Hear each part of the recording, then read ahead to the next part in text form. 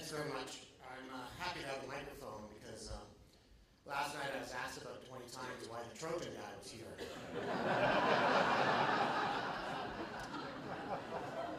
I actually grew up here in Orillia. My high school football team was the Trojans. Launched the company as Trojan Sports Marketing, so more on that later.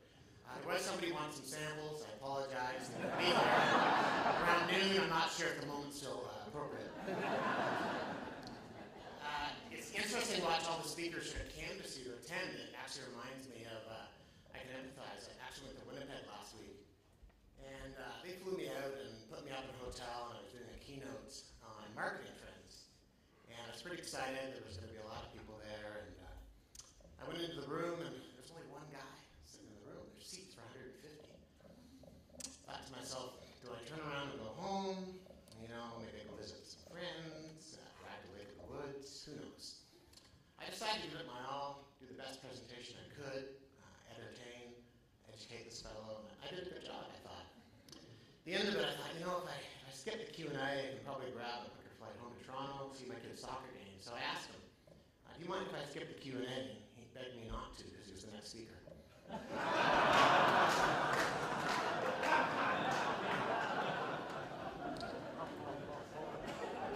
I might have borrowed that. When Lori invited me to speak, she pulled up my heartstrings.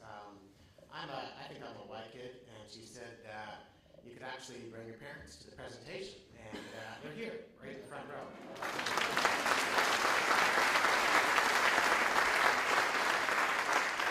And I'm usually never even remotely nervous at speaking, and I can hear this little tick in my voice because, you know, I've been working since 1987, and my parents have never been in the room. I tell them what happens at my office and how great I am and stuff. And I think they believe me, but you know, now I'm really feeling the pressure. But the other thing, Laura, you know, understood about me is the Y was a huge part of my upbringing. My mom and dad were Wisemans and a Wisemanette, which I'm not sure who came up with that name. And my mom claims the Wisemanets are still going here in Orillia. There's 15 left, so they might want to do some recruiting. I went to the summer camp Summerland down the road, where I think my dad made every single canoe there and fixed every cabin. I actually worked here at the sailing school, so last night when I pulled in, I looked at my old workshop. Our hockey league was the Wiseman's House League. I mean, it's in my DNA. I was telling someone last night about going to sock hops. Do you guys still do sock hops? Leafs versus the Islanders in 1978. All the guys were watching the TV as Mike Palmateer was still in the Islanders, and the girls were mad because we wouldn't dance. So I do want to talk to you a little bit about corporate sponsorship, and this is what we do. And there's three trends that I just want you to think about. And the first thing I want you to think about is our kids are fatter, rounder, spongier, less active than all of us in this room.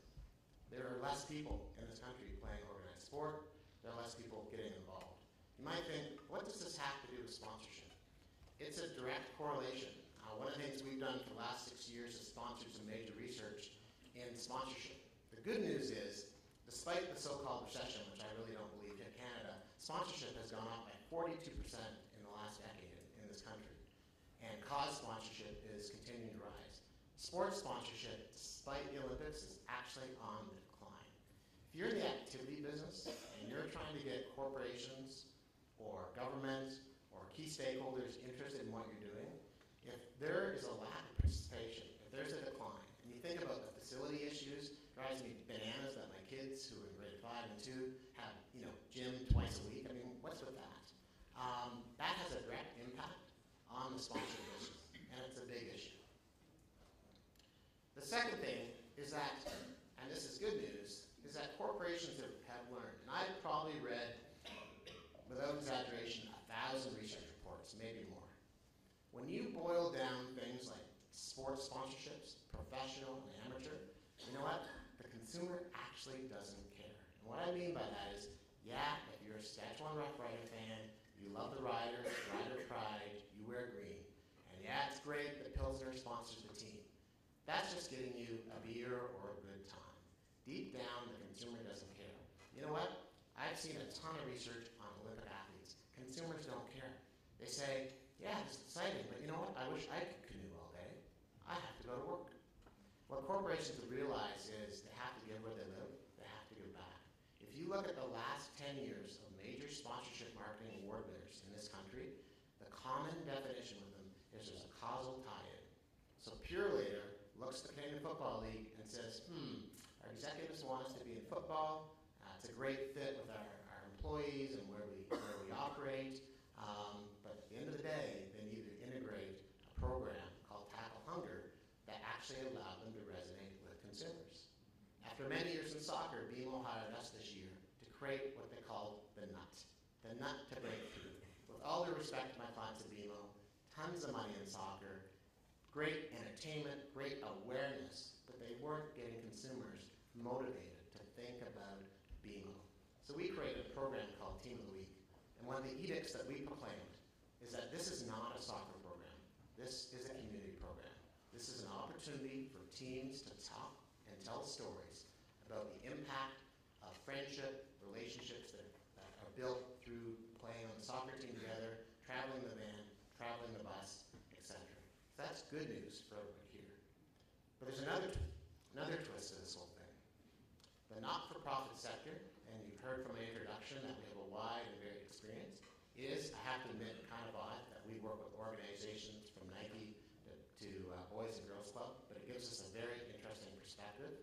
But quite frankly, and I say this when I speak at groups like AFP and other not-for-profit meetings, the charitable sector has not done the job.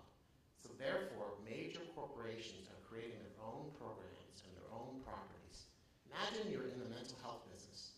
And you wake up one day and there's a billboard with Claire Hughes on your drive into work. And Bell's decided to get behind mental health, and you knew nothing about it. And they're spending $50 million on this program. RBC is doing the same with water. Pepsi's creating refresh programs. If I was in the business of program delivery or an agency, I would say to